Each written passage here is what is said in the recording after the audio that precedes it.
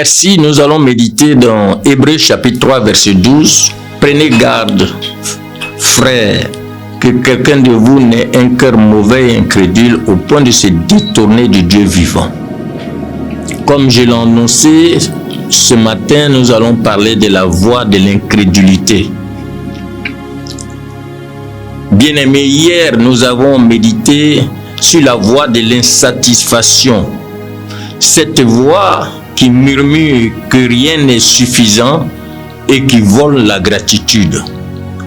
Aujourd'hui, nous rencontrons une autre voie destructrice, la voie de l'incrédulité, là où l'insatisfaction prive de joie, l'incrédulité prive de foi.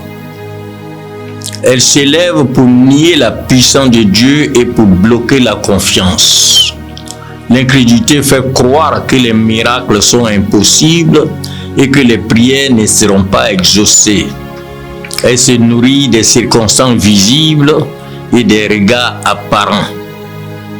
L'incrédulité empêche de marcher dans la certitude et de recevoir les bénédictions. Elle doit être réduite au silence par la foi ferme et par la méditation de la parole. Quelles sont les voies de l'incrédulité? Qu'est-ce qu'elle suggère? L'incrédulité peut dire « Dieu ne le fera pas ». Elle peut aussi proclamer « Tes prières sont vaines ». Alors quand tu entends ces voix, il faut te souvenir des Israélites dans le désert. Malgré les miracles, ils ont refusé de croire et ils ont tous péri sans entrer dans la terre promise. Il faut te souvenir aussi de Zacharie, le père de Jean-Baptiste. Il a douté de la promesse de Dieu concernant la naissance de Jean-Baptiste et il est resté muet jusqu'à l'accomplissement. Il y a aussi les habitants de Nazareth. À cause de l'incrédulité, Jésus ne fit pas beaucoup de miracles parmi eux. Il y a Thomas, que tout le monde connaît. Il a douté de la résurrection et il fut convaincu par Jésus lui-même. La voie de l'incrédulité est une voie qui bloque la puissance divine. Elle empêche de recevoir les promesses et les bénédictions. Elle nourrit le doute et la peur. Elle détruit la confiance et la paix intérieure. C'est pourquoi elle doit être combattue.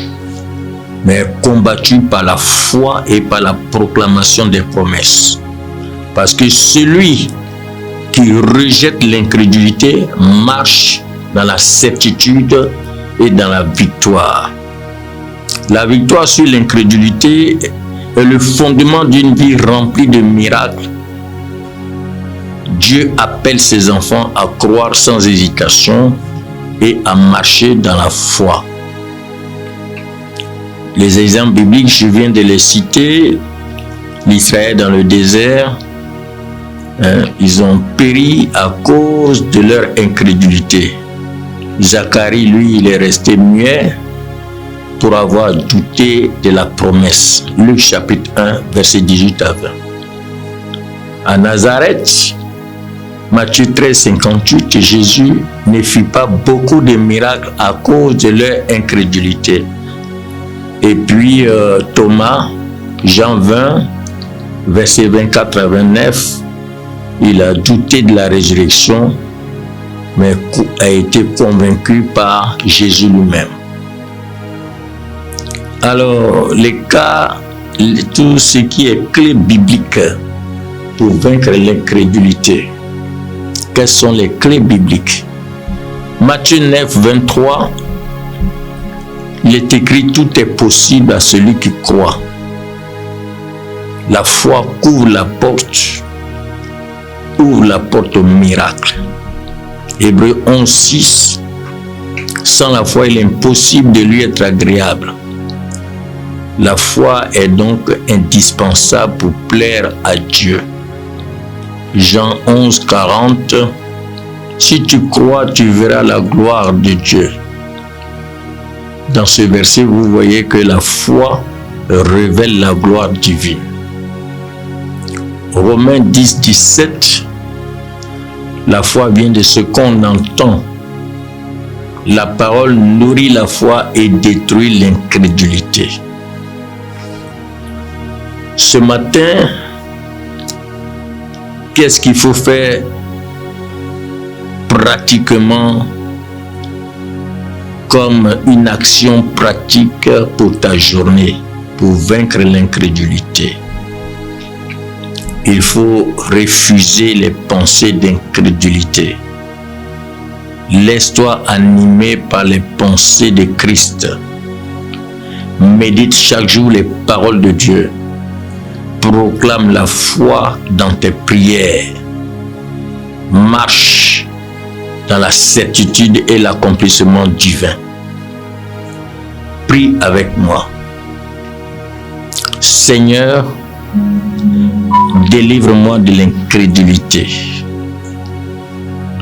Remplis mon cœur de foi ferme. Aide-moi à croire sans hésitation. Fais de ma vie un témoignage de confiance au nom de Jésus. Je rejette la voie de l'incrédulité. Je marche dans la foi de Christ.